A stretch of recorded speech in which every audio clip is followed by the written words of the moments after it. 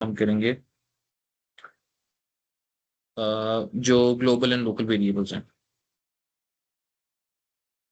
First of all पहला जो काम हम स्टार्ट करने जा रहे हैं वो हम देखते हैं कि फंक्शन कैसे डिजाइन किया जाता है, फंक्शन का फायदा क्या है। जी मैं स्क्रीन बेटे दोबारा से आपको शेयर कर रहा हूँ, आप दोबारा चेक कर सकते हैं। जस्ट अ मिनट, अभी आपको डिस्प्ले हो जाती है। अगर इसके बावजूद भी किसी को डिस्प्ले नहीं होगी तो try joining again.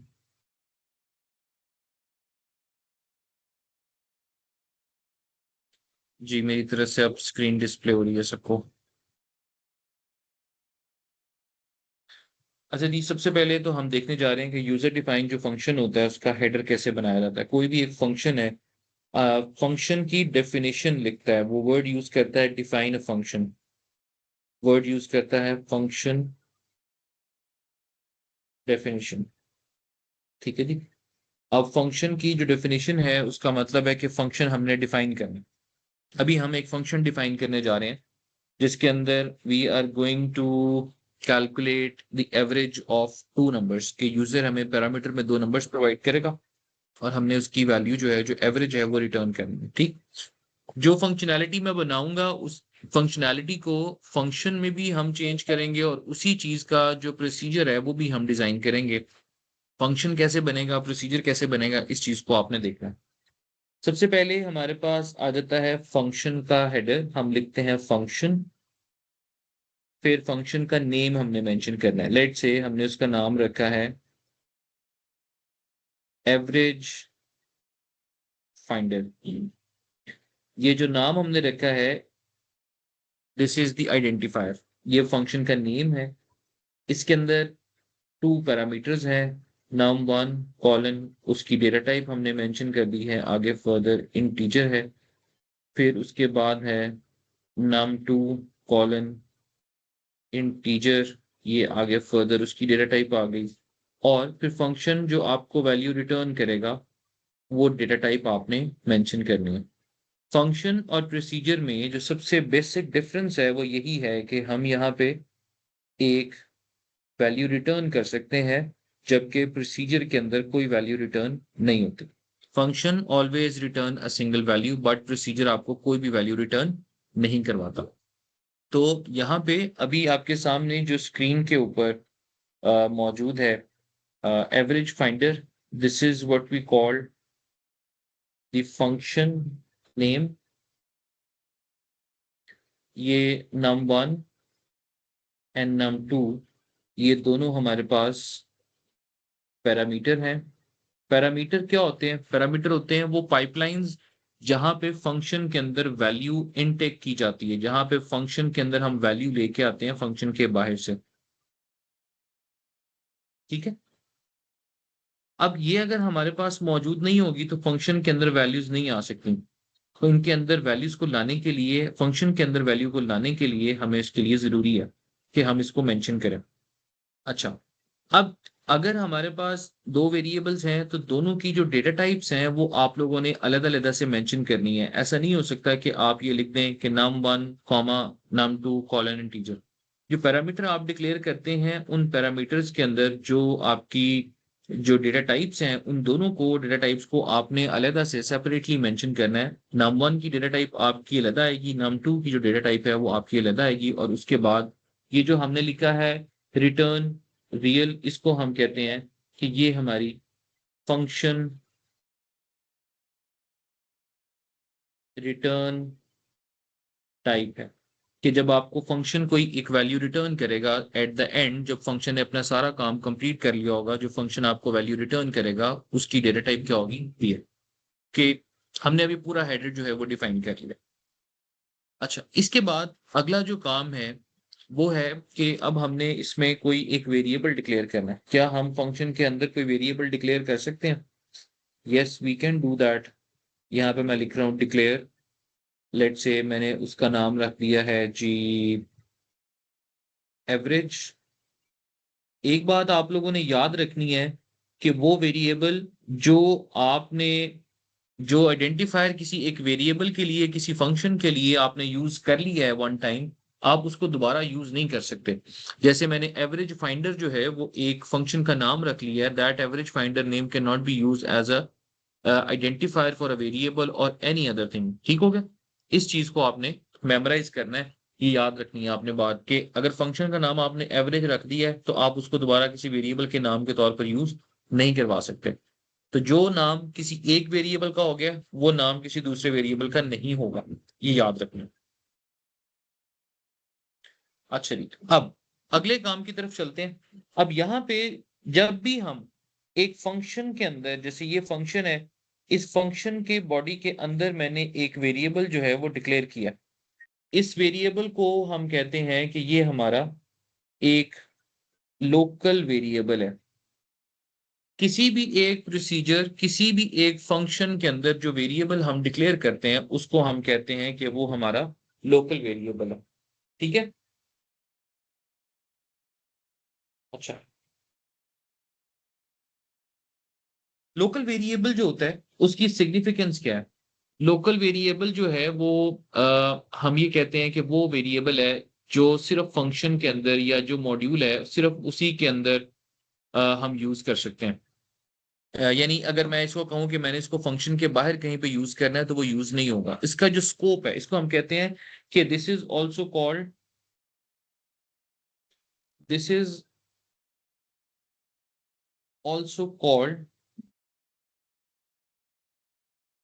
Scope of variable. इसको हम वेरिएबल का स्कोप भी कहते हैं कि ये हमारा वेरिएबल का स्कोप है। ये डिफाइन कर रहा है कि जो हमारा वेरिएबल है वो सिर्फ इसी पैरामीटर के अंदर हो सकता है, इसके बाहर नहीं हो सकता। अच्छा, इसके बाद जो अगला काम है कि अगर मैं कोई लोकल वेरिएबल डिक्लेयर करता हूं तो क्या इसके पैरेलल कोई और वेरिएबल भी हो सकता है कि नहीं? तो yes, we can have another variable. मैं अगर किसी भी एक मॉड्यूल के बाहर जो फंक्शन या प्रोसीजर है उसके बाहर अगर कोई एक वेरिएबल डिक्लेयर करता हूं, जैसे मैंने यहाँ लिखा है एक्स कॉलन इंटीजर, तो ये मेरा बेटा हमारा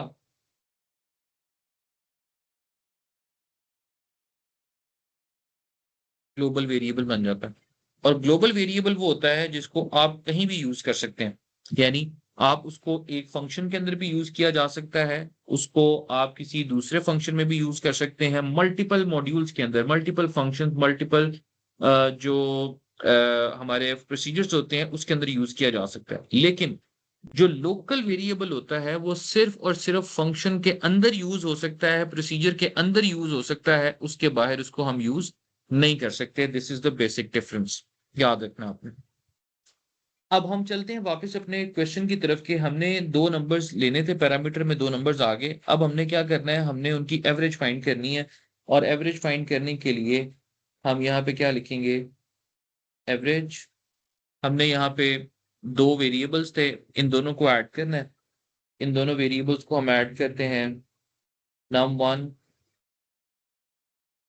प्लस num2, और उसके बाद डिवाइडेड बाय 2। उसको हम डिवाइड कर देंगे 2 पे। और यहाँ पे मैंने लिख दिया है return average.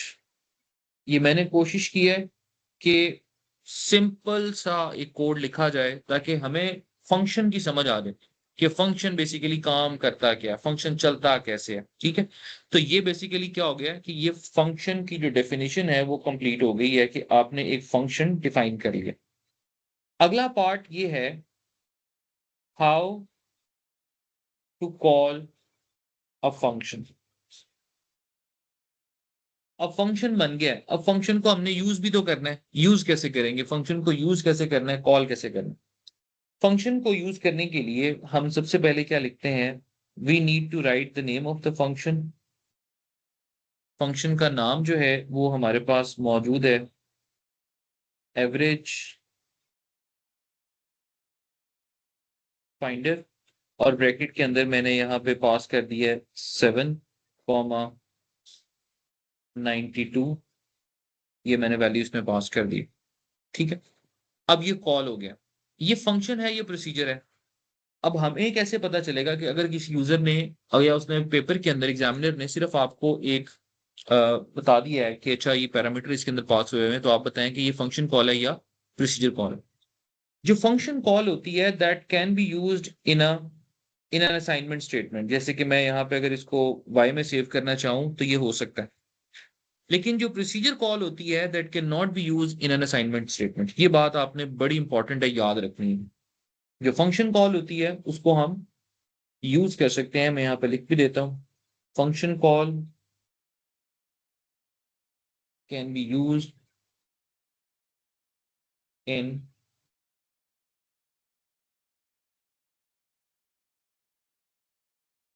An assignment statement. Function call को हम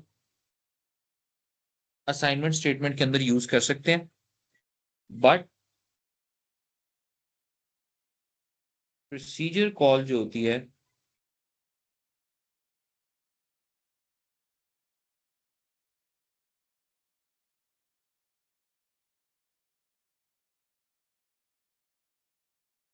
उसको हम असाइनमेंट स्टेटमेंट में यूज नहीं कर सकते। अब उसकी रीजन क्या है? उसकी रीजन ये है कि फंक्शन तो हमें वैल्यू रिटर्न करता है, लेकिन जो आपका प्रोसीजर है वो आपको कोई वैल्यू रिटर्न नहीं करता। This is the basic reason जो हम यहाँ पे डिफाइन करते हैं कि जो फंक्शन है वो हमें वैल्यू रिटर्न कर रहा होगा, वो जो वैल्यू हमें रिटर्न करेगा वो हम किसी जगह पे सेव करवा लेंगे। लेकिन जो हमारे पास फंक्शन कॉल है, जो प्रोसीजर कॉल है, वो हमें कोई वैल्यू रिटर्न नहीं कर रहा होगा, तो हम उसको कहीं पे सेव नहीं करवा सकते। हाँ, एक और चीज कि अगर मैं उसको आउटपुट करवाना चाहूं, जैसे मैं यहाँ पे लिख रहा हूं आउटपुट, कि यहाँ से जो वैल्यू रिटर्न हो रही है उसको मैं डायरेक्टली जो है वो आउटपुट करवा दूं, तो ये भी किया जा सकता है। एवरेज फाइंडर 792, तो ये वैल्यू ऑटोमेटिकली आपकी जो भी इस फंक्शन से रिटर्न आएगी वो स्क्रीन के ऊपर आउटपुट भी हो जाएगी। तो ये दोनों तरीके इसमें किए जा सकते हैं। अब यही चीज अगर हम डिजाइन करें प्रोसीजर के लिए, तो ये जो प्रोसीजर है उस प्रोसीजर के अंदर जो काम आपने यहाँ पे लिखा है, जैसे ये मैं कॉपी कर लेता हूँ। अगर मैंने इसी चीज को प्रोसीजर बनाना है तो प्रोसीजर के लिए मुझे क्या करना पड़ेगा? I need to write procedure, उसका नेम लिखेंगे। अब आप ये ना कहिएगा कि सर आपने सेम नाम रख दिया, क्योंकि मैं उसका पैरेलल बता रहा हूँ, इसलिए आई विल ट्राई कि जितनी चीजें सेम रह सकती हैं और जो सिर्फ डिफरेंट है वो ही यहाँ पे ना लिखा जाए, ताकि आपको ज्यादा अच्छे से समझ आ जाए। num2 कॉलन इंटीजर, ठीक है। और फिर इसको एंड करने के लिए हम यहाँ पे लिखेंगे एंड प्रोसीजर, और यहाँ पे मैंने इसको पेस्ट कर दिया एज इट इज। अब क्या डिफरेंस क्या आएगा जी? अब डिफरेंस ये आएगा कि यार यहाँ पे इसको मैं रिटर्न तो कर नहीं सकता, काम सारा मैं इसमें वो करवा सकता हूँ, लेकिन अगर मुझे फिर भी इसका आंसर रिक्वायर्ड है तो I need to output this. मुझे इसको क्या करना है? आउटपुट करवाना है। मैंने इसको आउटपुट करवाना है, तो मैंने यहाँ लिख दिया है आउटपुट एवरेज। अब यहाँ पे क्या चीज चेंज हुआ है कि इस जगह के ऊपर जहां पे फंक्शन में हमारे पास रिटर्न डेटा टाइप मेंशन थी, यहाँ पे इसकी कोई रिटर्न डेटा टाइप नहीं है। इसके अंदर क्या होगा?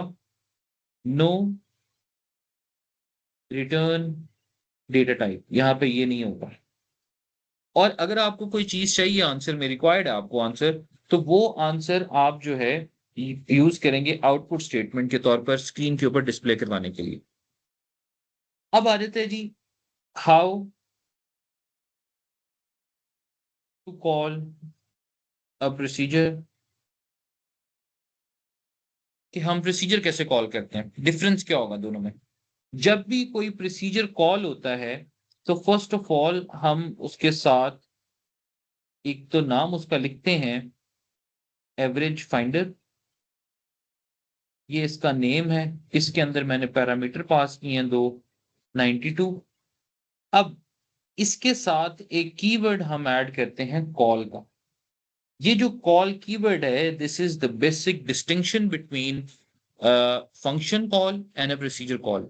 जहां पे कॉल और आगे मॉड्यूल का नाम और पैरामीटर्स आपको नजर आ जाएं तो इसका क्या मतलब है कि ये आपकी प्रोसीजर कॉल है, ये आपकी प्रोसीजर कॉल है।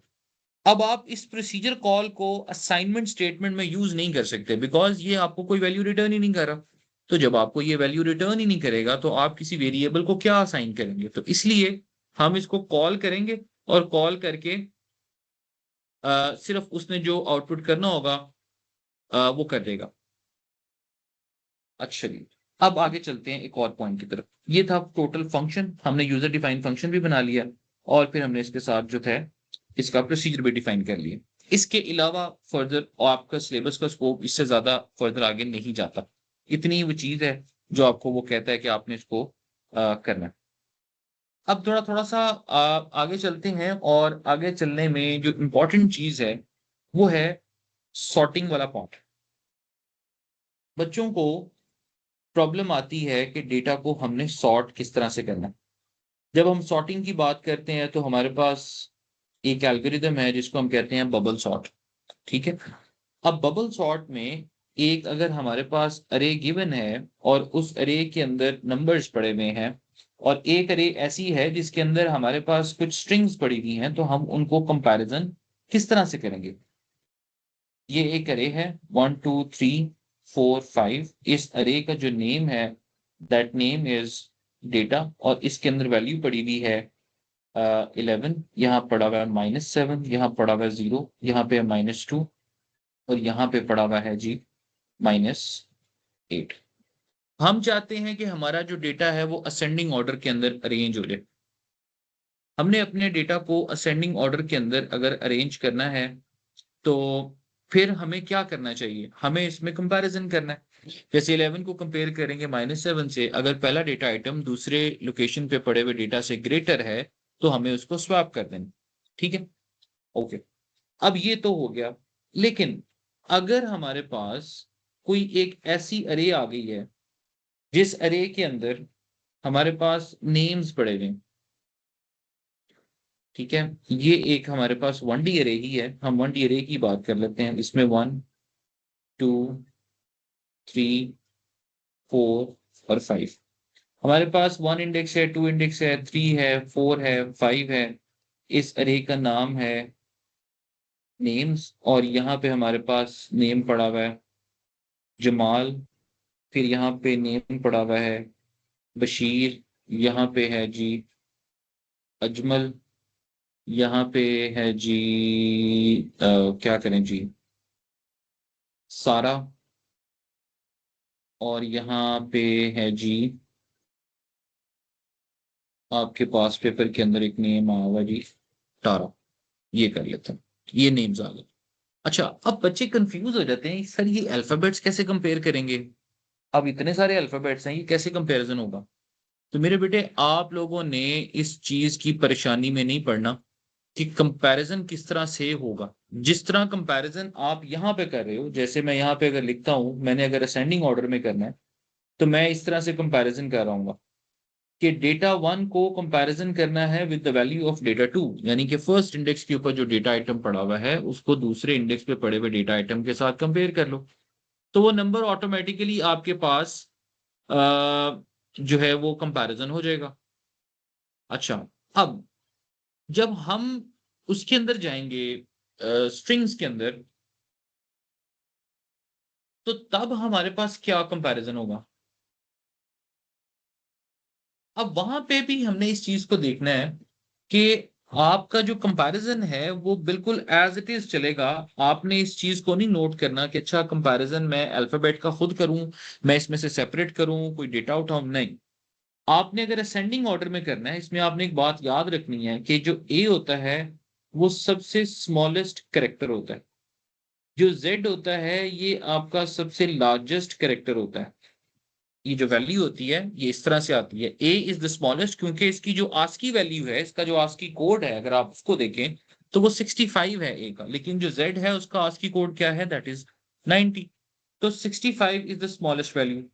फिर जहन में आता है कि अच्छा सर क्या हमें इसकी आस्की वैल्यू में चेंज करना है? The answer is no. आपने आस्क की वैल्यू में भी चेंज नहीं करना।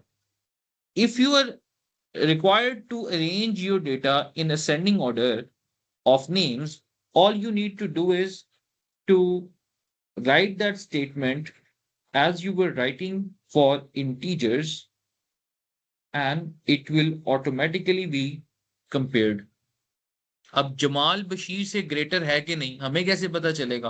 उसका जो करेक्टर है, जो एल्गोरिदम है बैकएंड के ऊपर, कंप्यूटर ये खुद ये काम करेगा। इट इज अंडरस्टूड कि जब भी इसके कंपैरिजन किए जाएंगे तो वो बैकएंड के ऊपर जे और बी, दो करेक्टर्स जो आ रहे हैं सबसे पहले वाले, उनको कंपैरिजन करेगा। जी बेटे स्क्रीन डिस्प्ले है सबको, अगर आपको नहीं, किसी को नहीं आ रही तो रीजॉइन कर ले। Data one greater than data two, क्या डेटा वन ग्रेटर देन है टू? अब अगर हम देखें तो इसमें सबसे जो पहला अल्फाबेट है वो कंपैरिजन हो रहा होगा। जे क्या वैल्यू ग्रेटर है बी से? तो यस, कंडीशन इज ट्रू। तो इसका मतलब क्या होगा कि पहले ये बशीर आ जाएगा, फिर उसके बाद जमाल आ जाएगा, फिर ये ए वाला आ जाएगा, फिर सारा आ जाएगा, फिर ये तारा आ गया। अब क्वेश्चन ये आता है ज़हन में कि अच्छा सर, अगर हमारे पास दो ऐसे नेम्स आ जाएं जिनमें पहले पहले दोनों के जो अल्फाबेट्स हैं वो सेम है, तो फिर क्या करेंगे? तो कोई मसला नहीं। जब अगर पहला अल्फाबेट सेम हो गया तो कंप्यूटर आपको ऑटोमेटिकली इसके एल्गोरिदम के अंदर दूसरे कैरेक्टर को पिक कर लेगा और उसको कंपैरिजन कर लेगा। ठीक हो क्या? अच्छा, अब हम इसका एक एल्गोरिदम लिख लेते हैं कि हमारा जो डेटा है वो सॉर्ट किस तरह से होगा। दोनों हमारे पास एक एल्गोरिदम मैं लिखूंगा और उसके अंदर जो टोटल जो स्ट्रिंग वाला है और जो हमारे पास इंटीजर वाला है, दोनों के ऊपर ये इंप्लीमेंट हो जाएगा। आप इसको मेमोराइज भी कर सकते हैं, हमेशा जो है इसकी लॉजिक जो है वो सेम ही रहती है, ऑलमोस्ट चेंज नहीं होती। अच्छा, एक चीज जो यू नीड टू लर्न कि how to swap two memory locations के, दो मेमोरी लोकेशंस हैं, आपने उनको स्वैप किस तरह से करना है। दो मेमोरी लोकेशंस स्वैप किस तरह से होंगी, जैसे डेटा वन को डेटा टू के साथ अगर हमने स्वैप करना है तो वो स्वैपिंग किस तरह से होगा, वो फिनोमिना किस तरह से होगा, उसको हम देखना चाहते हैं।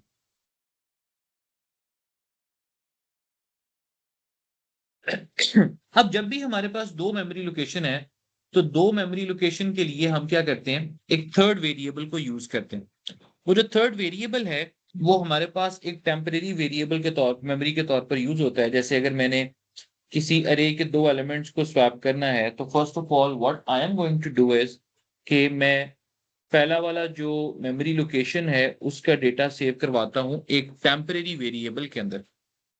फिर मैं क्या करता हूं,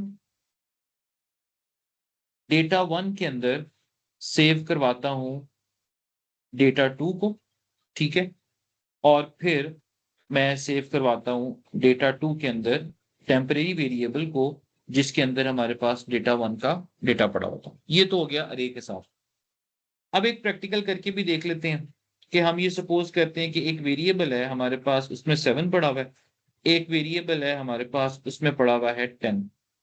ठीक है, अब इन दोनों को स्वैप करना है तो हमने टेम्परेरी के अंदर ए सेव करवा दिया और फिर ए के अंदर मैंने बी को सेव करवा दिया और बी के अंदर फिर मैंने टेम्प को सेव करवा दिया। तो अल्टीमेटली बोथ जो डेटा आइटम्स हैं वो स्वैप हो चुके होंगे। अब पेपर में एक क्वेश्चन, एक ट्विस्ट जो मुझे लगता है कि किसी ना किसी तरह से वो पेपर में दे सकता है, इस तरह का कोई क्वेश्चन आपको पहले पास पेपर के अंदर नजर नहीं आता। वो ट्विस्ट क्या है? वो ट्विस्ट ये है, how to swap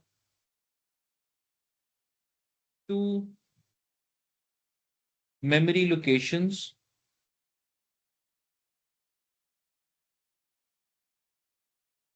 without using third temporary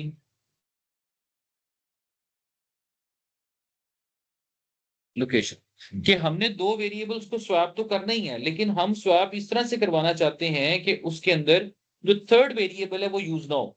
अभी तक तो हमें ये लग रहा था कि भाई हमारे पास जो दो वेरिएबल्स है ना, सिर्फ वही जो है वो तीसरे के बगैर स्वैप नहीं हो सकते। लेकिन वो क्वेश्चन पूछ सकता है और मेथड है भी ऐसा कि जिसके अंदर हम ये करें कि हमारे पास जो दो वेरिएबल्स हैं वो डायरेक्टली स्वैप हो जाए और हमारे पास जो थर्ड वेरिएबल है वो हमें यूज ना करना पड़े। अच्छा, अब उसके लिए तरीका हमारे पास क्या है? एक अरिथमेटिक हमारे पास इक्वेशन होती है, याद रखनी है आपने कि अगर आपको इस तरह का कोई क्वेश्चन आ जाए तो आपने क्या करना है, उन दोनों वेरिएबल्स को पहले ऐड कर देना है, फिर आपने उनकी सब्ट्रैक्शन करनी है। a equals to b equals to a minus B और फिर a equals to a minus B. अब होगा क्या कि देखें, a की इनिशियल वैल्यू आपके पास क्या है? 7। b की इनिशियल वैल्यू आपके पास क्या है? 10। तो a में नंबर क्या आएगा आपके पास? 17। अब a में नंबर क्या पड़ा हुआ है? 7। b की वैल्यू क्या है हमारे पास? 10। तो 17 माइनस 10 करेंगे तो b में वैल्यू क्या आएगी? 7। ए में अभी भी 17 है, लेकिन अब बी में वैल्यू आपके पास क्या आई हुई है? बी में आपके पास डेटा आइटम पड़ा हुआ है 10। तो 17 माइनस, सॉरी, बी में पड़ा हुआ है 7।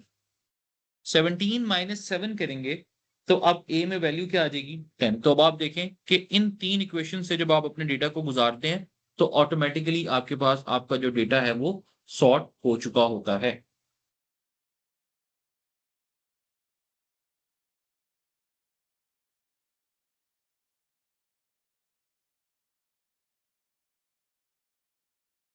अच्छा, अब इसके लिए हमने लिखना है एक प्रॉपर सूडोकोड।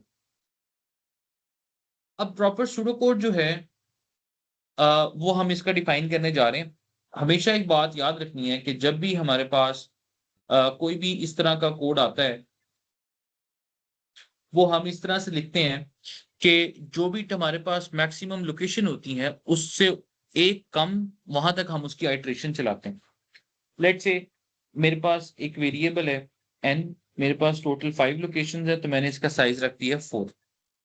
फिर मैं एक बूलियन फ्लैग वैल्यू वाला लूप यूज करूंगा जिसका पर्पस ये होता है कि उसने इनर लूप को रिपीट करना। इनर लूप आपका तब तक रिपीट होता रहेगा जब तक आउटर लूप चलेगा। हमें ये पता है कि जब नेस्टेड लूप की हम बात करते हैं तो नेस्टेड लूप का जो स्ट्रक्चर होता है बेसिक वो ये होता है कि जब हमारे पास दो लूप आए तो जब आउटर लूप चलता है, for every iteration of outer loop all the iterations और inner loop will be executed. यानी आउटर लूप अगर एक दफा चला है तो इनर लूप अपनी जितनी भी उसकी टोटल आइटरेशन है उतने टाइम वो एग्जीक्यूट होगा। ओके, अब अगला काम क्या है? हमने अब इनर लूप के अंदर जो बेसिक स्वैपिंग होती है, जो कंपैरिजन होता है आपके डेटा आइटम का, वो आपके डेटा आइटम का कंपैरिजन हो रहा होता है इनर लूप के अंदर। हमने अब यहां पे कंडीशन ऐड करनी है, if data x greater than data x plus one. अब आपको यहाँ पे एक चीज अंडरस्टैंड करनी है कि सर ये आपने n की वैल्यू 4 क्यों रखी है? हमारे पास तो टोटल जो लोकेशन है वो तो 5 है, आप यहाँ पे 4 रख रहे हैं। देखो बेटे, 4 इसलिए रखी गई है क्योंकि अगर हमारे पास जो डेटा आइटम्स हैं अगर वो हमारे पास टोटल 5 हैं तो हमने उसको 4 तक चलाना है। 4 तक क्यों चलाना है? वो इसकी रीजन ये है कि जब हम इस कंडीशन के ऊपर आते हैं तो इस कंडीशन के अंदर डेटा 1 है उसको कंपैरिजन किया जा रहा है डेटा 2 के साथ। जब डेटा 2 है तो उसको कंपैरिजन किया जा रहा है डेटा 3 के साथ। जब डेटा 3 है तो उसको कंपैरिजन किया जा रहा है डेटा 4 के साथ, और जब डेटा 4 है तो 5 के साथ कंपैरिजन हो रहा है। लेकिन अगर हम n की वैल्यू को 5 रखेंगे तो जब x 5 होगा तो हमारे पास वो कंपैरिजन किसके साथ कर रहा होगा? 6 के साथ। तो क्या यहाँ पे कोई 6 इंडेक्स आपके पास मौजूद है? आंसर इज नो, हमारे पास कोई 6 इंडेक्स यहाँ पे मौजूद नहीं है। इसलिए हम जब भी स्वैपिंग करते हैं, जब भी हमारा लूप चलता है उसमें हम उसकी एक वैल्यू कम रखते हैं। अब अक्सर पेपर में वो इस तरह से भी कर देता है, लेकिन अगर इस तरह से नहीं किया, समटाइम्स वो इस तरह से लिखता है कि n की वैल्यू 5 है, लेकिन इस पॉइंट के ऊपर आके इस लोकेशन को यहाँ पे वो लिख देता है n-1। तो दोनों तरीके ठीक हैं। अगर आपको लिखने के लिए आए तो मोस्ट ऑफ द टाइम जो है, मोस्ट ऑफ द टाइम जो है वो कोड आपको गिवन भी होता है। एक 15 मार्कर का क्वेश्चन आया हुआ है अभी रिसेंट पेपर के अंदर, आई गेस 2025 के अक्टूबर नवंबर में, उसमें उसने पूरा जो सॉर्टिंग का कोड है आपको दिया हुआ है। तो आपने उसी कोड को जो है वो आगे फर्दर यूज भी करना है। अच्छा, अब हमने इसको कंपैरिजन कर लिया। अब यहाँ पे हम ये वाला जो काम है ना जो मैंने राइट साइड के ऊपर लिखा है इसको परफॉर्म नहीं करेंगे। हम अभी कौन सा करेंगे, हमने इसी काम को करना है, पेपर में भी आपने इसी मेथड को फॉलो करना है, टेम्प को, until और unless you are supposed to do so given in the question, if it is given in the question तो तब आपने ये काम करना है, अदरवाइज आपने ये काम नहीं परफॉर्म करवाना। Okay, we are now arranging the data in the ascending order, but अगर हमें डेटा अरेंज करना पड़ता है डिसेंडिंग ऑर्डर के अंदर, all we need to do is to change this sign and your data will be arranged in descending order. Okay, if the given condition is true, that means कि अभी अभी हमारा जो इनर लूप है उसके अंदर स्वैपिंग हो रही है और हमने आउटर लूप को चलाना है। जो आउटर लूप है वो टोटली डिपेंडेंट है इस स्वैप वेरिएबल के ऊपर। ये जो स्वैप वेरिएबल है, अगर इनर लूप के अंदर हमारे पास स्वैपिंग हो रही है तो ये इंडिकेशन है कि अभी हमारा इनर लूप दोबारा चलना है। And if you want your inner loop to execute again, you need to make sure कि आपका आउटर लूप चल रहा हो। तो आउटर लूप की जो कंडीशन है वो हमने ये रख दी है कि जब तक इनर लूप हमें ये नहीं कह देता कि भाई सारे वैल्यूज जो है वो स्वैप हो चुकी हैं, outer loop will repeat again. Okay, if the given condition is true, that means there is a need to do there is a need to swap the data. So we are going to swap that value by writing that temp variable. We are going to put data x into temporary variable, and data x will be replaced with the data stored at the next index, that is 2. And after doing that, we are going to put the data of temp into the next memory location. ठीक है, यहां पे हम इसको एंडिफ कर देंगे, फिर उसके बाद यहां पे हम कर देंगे नेक्स्ट x, और जब ये लूप हमारा कंप्लीट हो जाएगा उसके बाद में हम यहाँ पे लिख देंगे until we have swap equals to false, कि जब तक इनर लूप से हमें स्वैप की वैल्यू फॉल्स नहीं मिल जाती, जब तक इनर लूप के अंदर ये वाली कंडीशन ट्रू होकर स्वैप में ट्रू आता जाएगा, तब तक हमने इसको मेक श्योर करना है कि आउटर लूप हमारा एग्जीक्यूट होता रहे, क्योंकि जब तक इनर लूप में स्वैपिंग हो रही है, outer loop needs to be repeated again and again. यही चीज आपके ट्रेस टेबल के क्वेश्चंस के अंदर भी आती है। ट्रेस टेबल के 3 से 4 क्वेश्चंस आपके पास मौजूद हैं। मेक श्योर करें कि आप सारे क्वेश्चंस को सॉल्व करें। ये जो कोड मैंने यहां से इस पॉइंट तक लिखा है, अगर आपको ये समझ नहीं भी आ रही, मेमोराइज दिस कोड, इस कोड को याद करें। You need to memorise this, you need to make sure कि आपके पास अगर इस तरह का कोई क्वेश्चन आता है तो आपको कोड याद हो। हाँ, चेंजेस आपको कहाँ पे रिक्वायर्ड होंगी? चेंजेस आपको रिक्वायर्ड होती हैं जहां पे आपके पास n की वैल्यू आ जाती है, जहां पे आपके पास अरे का नेम आ जाता है। बाकी जो इंटरनल उसका जो स्ट्रक्चर है वो हमेशा सारी वैल्यूज के लिए सेम रहता है, और कोई भी उसके अंदर चीजें जो है वो डिफरेंट नहीं होती।